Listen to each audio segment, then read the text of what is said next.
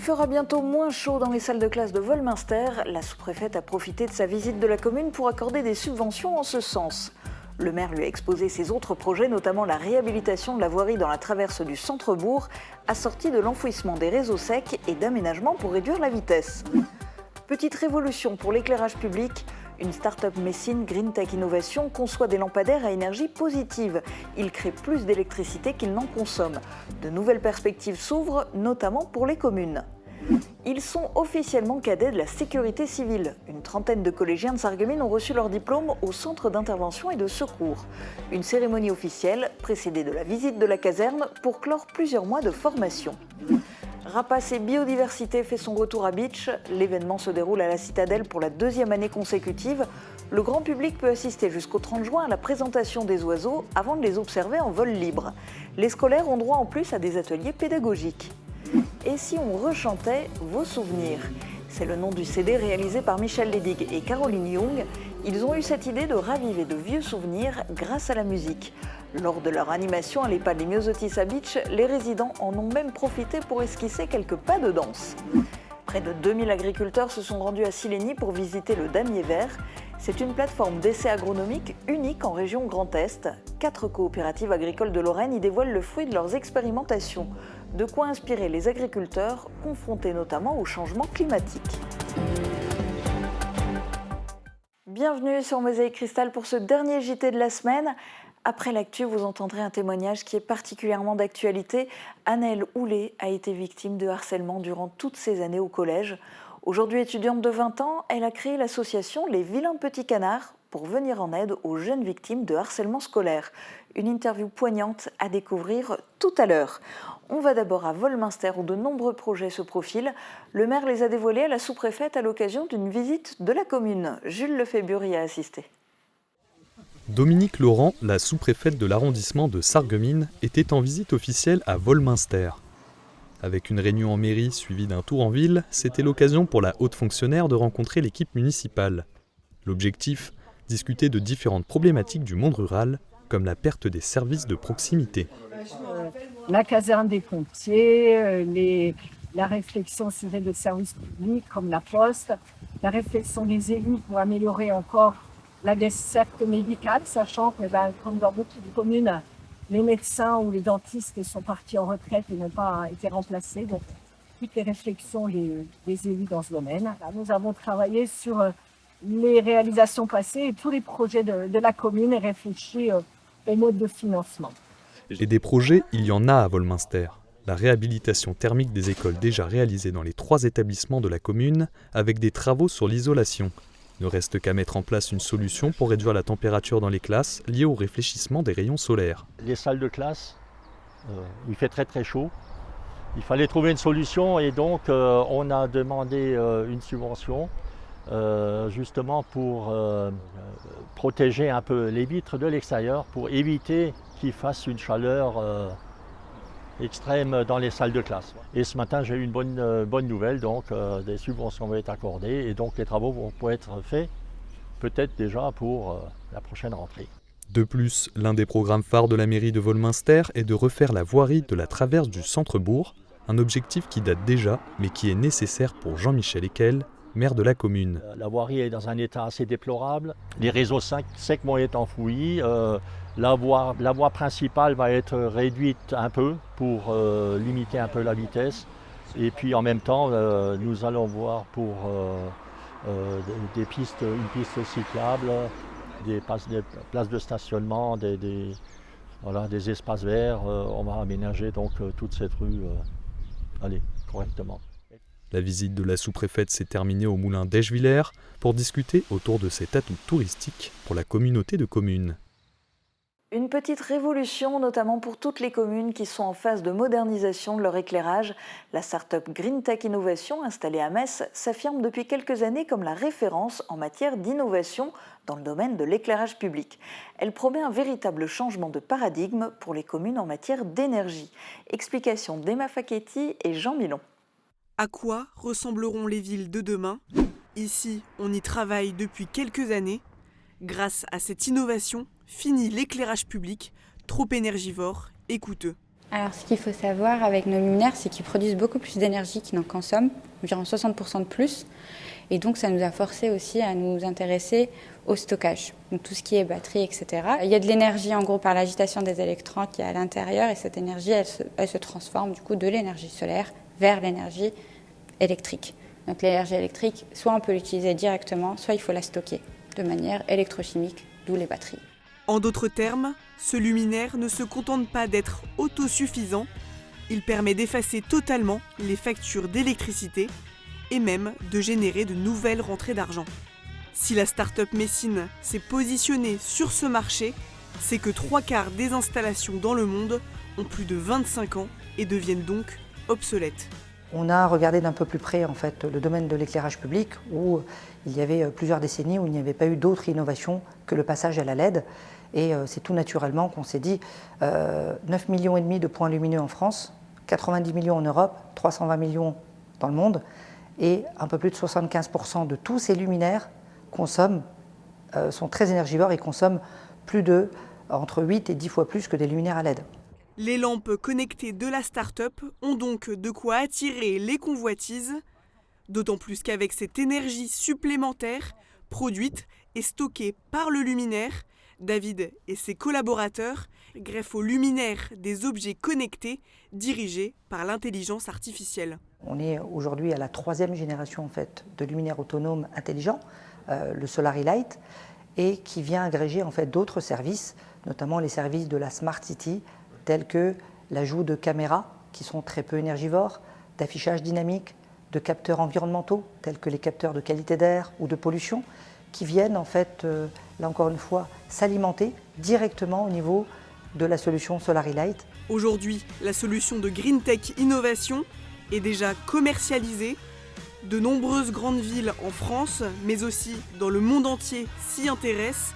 L'année prochaine, une première usine dans le Grand Est devrait faire passer encore un cap à la start-up.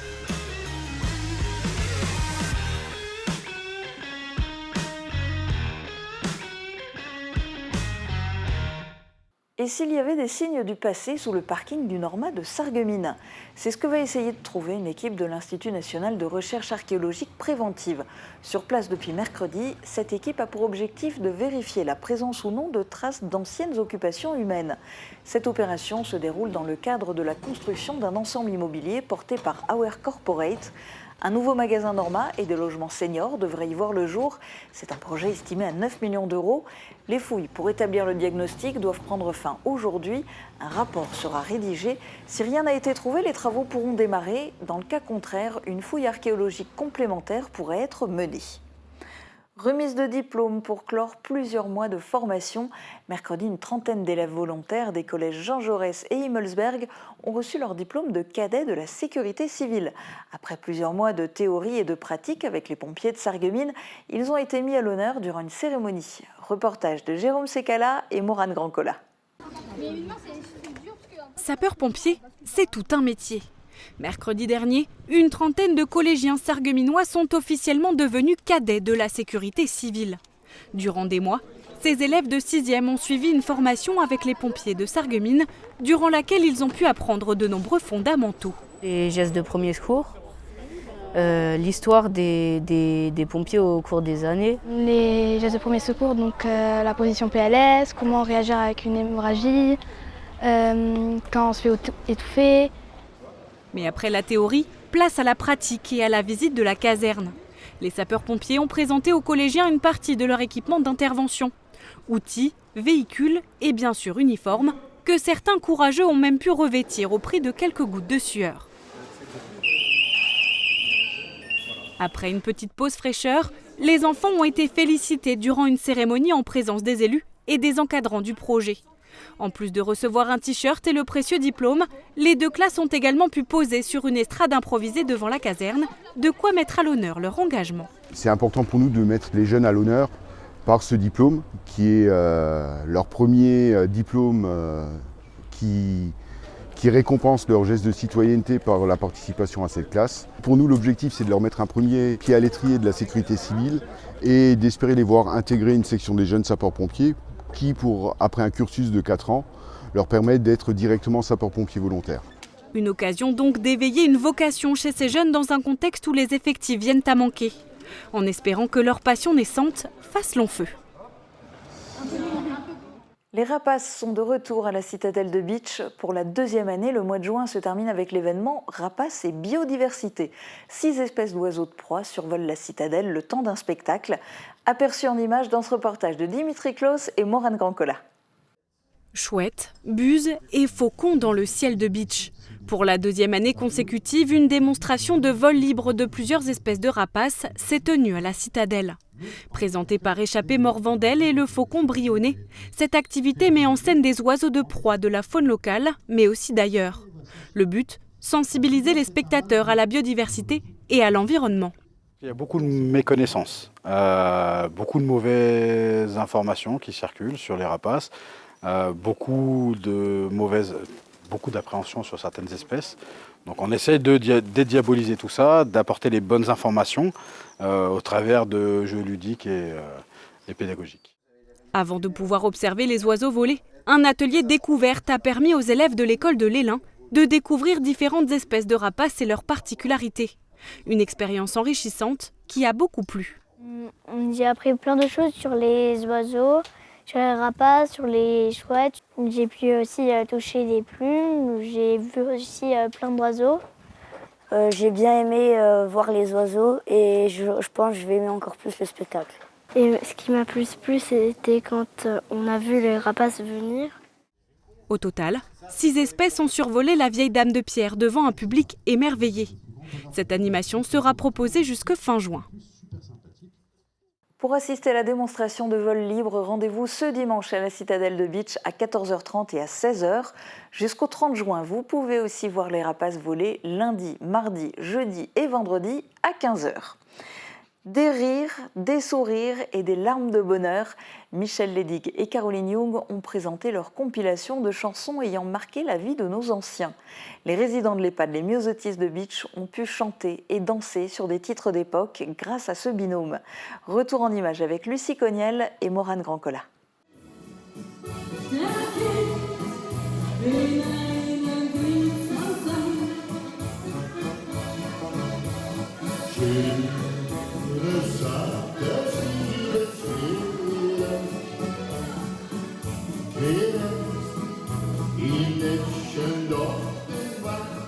Deux chanteurs, un piano et des sourires. Mercredi, à l'EHPAD Les Myosotis de Bitche, Michel Ledig et Caroline Young sont venus raviver de vieux souvenirs. À travers plusieurs chansons d'époque, ils ont animé l'unité Alzheimer de l'établissement toute l'après-midi. Une initiative importante pour les résidents. Depuis quelques temps, depuis quelques années maintenant, on avait perdu cet esprit musical. Donc je me suis dit que ça pouvait être une bonne opportunité de raccrocher Michel sur un projet en Hauts-Oliviers. Caroline Young, soignante de profession, s'est associée à Michel Ledig pour la création du CD « Et si on rechantait vos souvenirs ?» Un projet qui leur tenait à cœur. On a fait des animations et en voyant l'entrain, en voyant les gens, les personnes âgées chanter leur bonheur, on a décidé finalement de faire un CD. Ça vient du cœur. Ça fait longtemps que j'avais envie de faire quelque chose pour les personnes âgées. Vecteur de bonne humeur et limiteur de stress et d'angoisse, la musique est une thérapie. Des pas de danse et des sourires sont tous les objectifs de ce petit concert qui a beaucoup plu aux résidents. Moi, des après-midi comme ça, moi j'adore. Ça revit, c'est vraiment agréable. De La Paloma à Étoile des Neiges en passant par Hoetanen, le CD est destiné aux personnes âgées. Il sera distribué dans toutes les maisons de retraite et associations du 3e âge du secteur.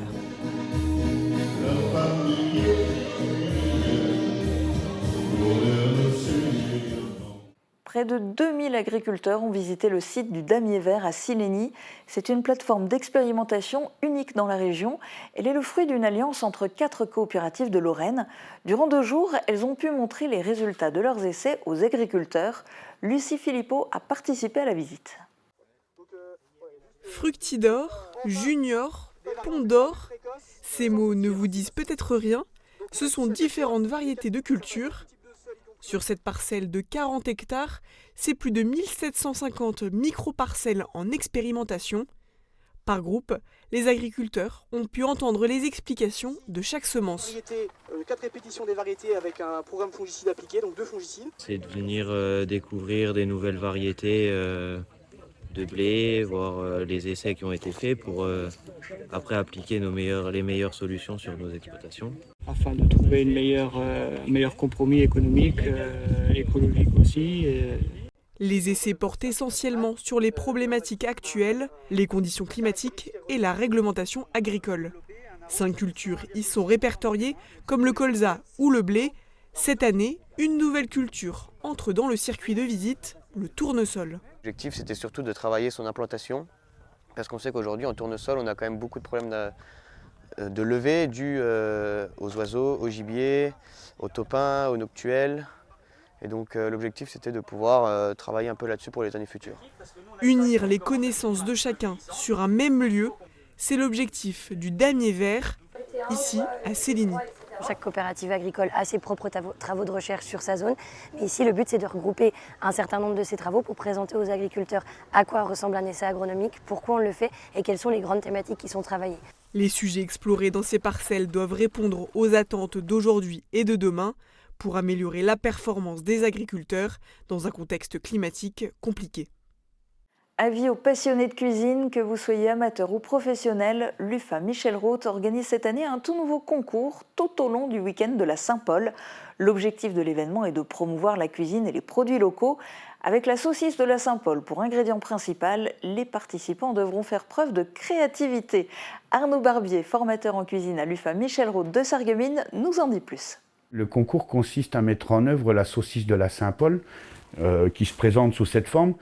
Et le principe, c'est que les candidats sont libres de créer leurs propres recettes. On peut leur mettre, grâce à la confrérie de la Saint-Paul, les saucisses à disposition en amont. Et ils peuvent s'entraîner chez eux, ils préparent chez eux. Et ils ramènent leur préparation sur le stand à une heure bien précise. Et ils vont pouvoir dresser des assiettes pour 4 couverts. Le concours, il est destiné à toutes ces personnes qui aiment cuisiner, qui aiment un petit peu les petits défis. Et voilà, il est ouvert à tout âge. De jeunes à moins jeunes, tout le monde sont les bienvenus pour participer à ce concours. Un jury de professionnels. Alors le dimanche, il y aura Mathieu Otto qui sera également présent sur le stand et qui seront accompagnés des membres de la confrérie de la Saint-Paul, un représentant de la municipalité de Sarreguemines et des restaurateurs qui seront jurys et qui vont déterminer le plat gagnant. Si vous souhaitez participer, envoyez votre candidature à l'adresse qui s'affiche au bas de votre écran, ufamichelrothsaintpaul@gmail.com.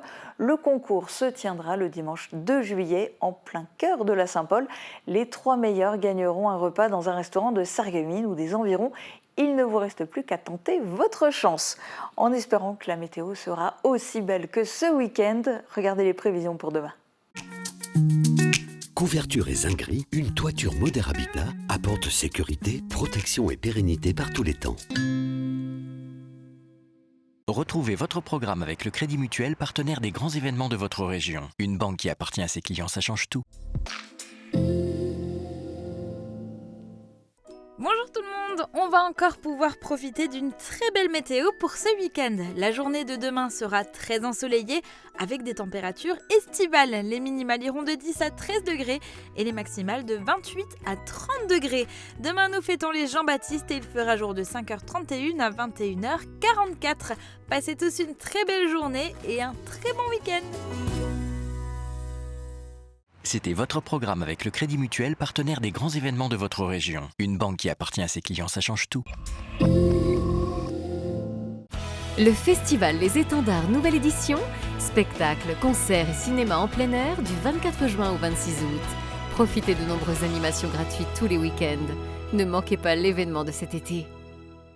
Du 30 juin au 2 juillet, vivez un week-end de fête à Sarreguemines à l'occasion des 30 ans du Grand Festival des Arts de la Rue de la Saint-Paul. Près d'une vingtaine de compagnies et plus de 100 artistes pour des festivités sous le signe du rire et de l'émotion. Vendredi 30 juin dès 18h, inauguration en musique et échassier dans les rues du centre-ville. Grand spectacle symphonie par la compagnie d'Hébrahu-Belzac le samedi soir dès 23h. Des animations, des spectacles, un marché d'artisans potiers et des concerts à découvrir. Programme complet sur saintpaul.sarreguemines.fr.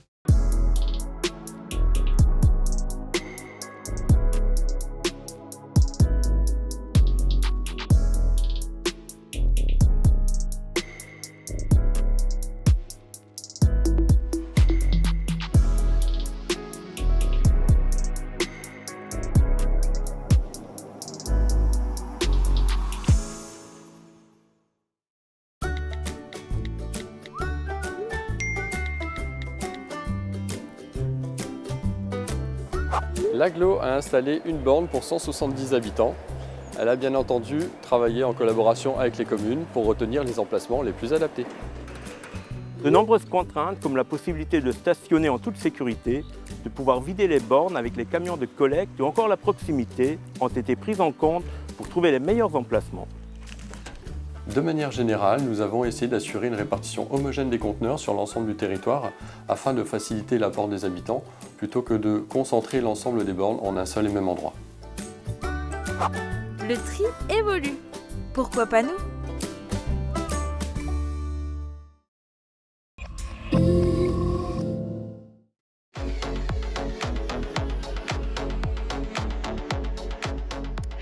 On se retrouve une nouvelle fois dans le cadre pour découvrir un nouveau talent de notre secteur. La jeune chanteuse que je reçois est accompagnée de son piano. Elle nous vient d'Ambar, elle s'appelle Camille Riffelklein.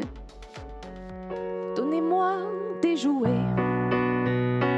et que vienne la pluie. On ne m'ôtera jamais que j'ai déjà gagné de nouveaux amis. Et bam, dans la poitrine. Maman, je l'ai fait pour ça. Je veux pas l'Amérique. Je veux ce cœur qui bat et bam sur la musique. Maman, Pour découvrir cette émission en intégralité, rien de plus simple, rendez-vous mardi sur Mosaïque Cristal. Soyez au rendez-vous. En cette fin d'année scolaire, le harcèlement est une problématique qui fait l'actualité dans tous les établissements de France. Pour aider les jeunes qui en souffrent, Annelle Houlet a créé l'association Les Vilains Petits Canards. Originaire de Tain, elle a elle-même été victime de harcèlement au collège.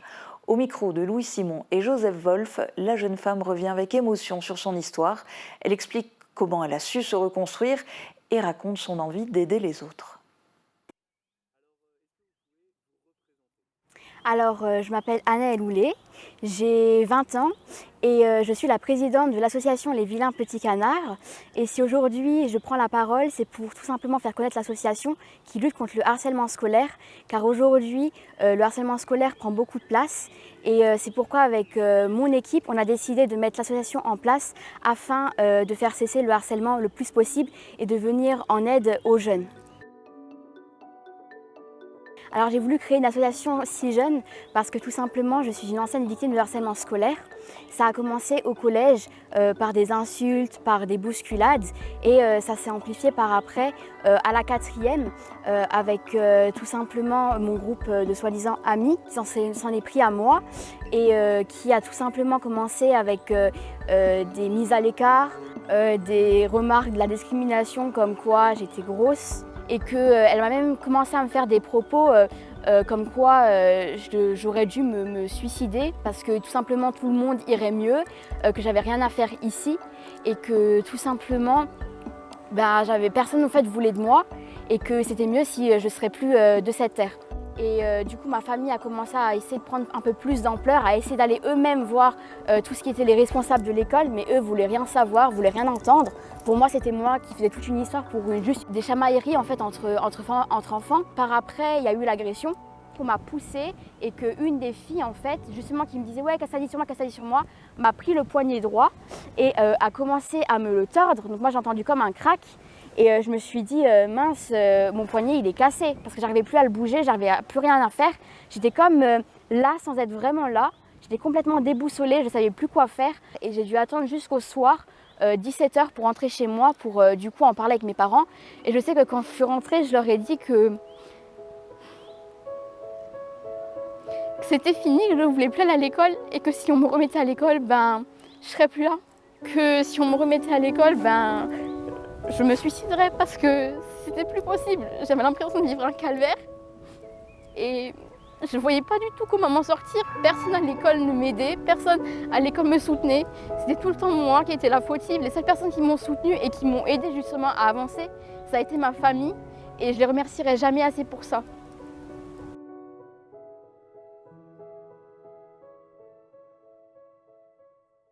Donc déjà à partir de la rentrée qui vient, on va essayer de faire des interventions dans les différents établissements scolaires pour déjà informer, sensibiliser et faire rendre compte que le harcèlement scolaire, en fait, c'est grave, que c'est pas juste de la plaisanterie ou de la rigolade, que c'est un sujet très sérieux qui est très grave. Parce qu'à l'heure actuelle, il y a des jeunes qui ne sont pas pris au sérieux et qui malheureusement passent à l'acte. Donc on essaye un maximum de pouvoir faire ça pour pouvoir venir en aide aux jeunes. On va mettre bientôt un site internet en place avec un formulaire de contact où toutes les personnes qui sont victimes de harcèlement scolaire pourront remplir ce formulaire-là et qui sera relié à notre adresse mail qu'on recevra pour toutes les demandes qui seront faites pour avoir de l'aide ou du soutien, de l'accompagnement.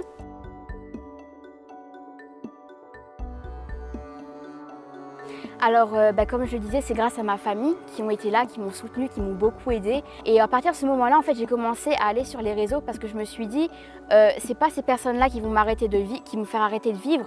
J'ai envie de me battre, j'ai envie de montrer que je suis capable d'avancer. Et c'est à ce moment-là que j'ai pris conscience en fait que tout simplement, la vie s'arrêtait pas là, que c'est sûr que c'est une épreuve très compliquée et très dure, que c'est sûr que j'allais mettre du temps à réussir à avancer, à aller de l'avant, mais que j'allais m'en sortir grâce à ma famille, grâce aux personnes qui étaient là pour me soutenir. Et donc j'ai commencé à prendre la parole sur les réseaux en parlant de mon histoire. Petit à petit, par après, j'ai commencé à reprendre petit à petit goût à la vie jusqu'à cette année où vraiment, cette année, j'ai commencé vraiment à réussir à aller de l'avant et à plus avoir cette peur d'en parler, m'en servir pour aider justement les jeunes qui subissent ça et tout simplement leur démontrer qu'en fait, on n'est pas tout seul, que c'est sûr que sur le moment on peut se sentir seul, mais qu'on aura toujours une personne qui sera là à nous tendre la main, on sera toujours aidé et qu'on peut toujours s'en sortir quoi qu'il arrive et même peu importe le temps que ça peut prendre.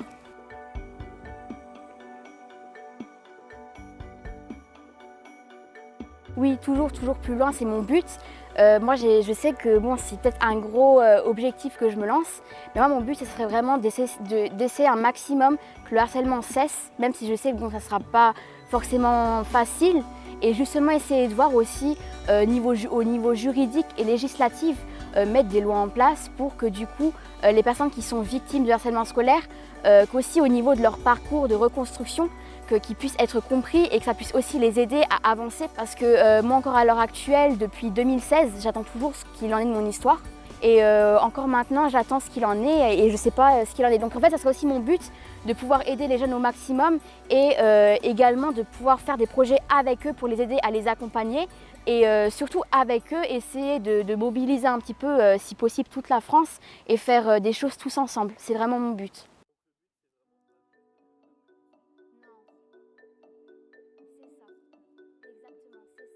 C'est vraiment pouvoir, ce que moi j'ai eu la chance d'avoir, c'est que aussi que les autres personnes qui sont victimes d'harcèlement scolaire puissent aussi avoir cette chance-là. Donc si je peux aider et si je peux faire en sorte que ces personnes-là puissent aller de l'avant, puissent s'en sortir et se reconstruire, je le fais sans hésiter.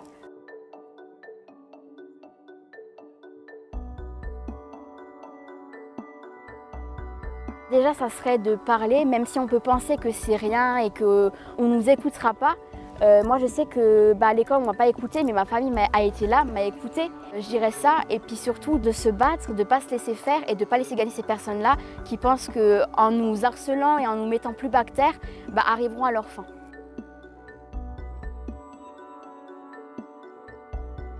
Le message que je pourrais faire passer en dernier, ça serait vraiment que même si on vit ce genre d'épreuve-là, on s'en sort. Et qu'il ne faut pas laisser gagner ces personnes-là et qu'on s'en sort plus fort et meilleur avec le temps. Et que c'est sûr que ça peut prendre du temps. Moi, ça a pris 7 ans maintenant, cette année. Mais à l'heure actuelle, j'ai retrouvé goût à la vie.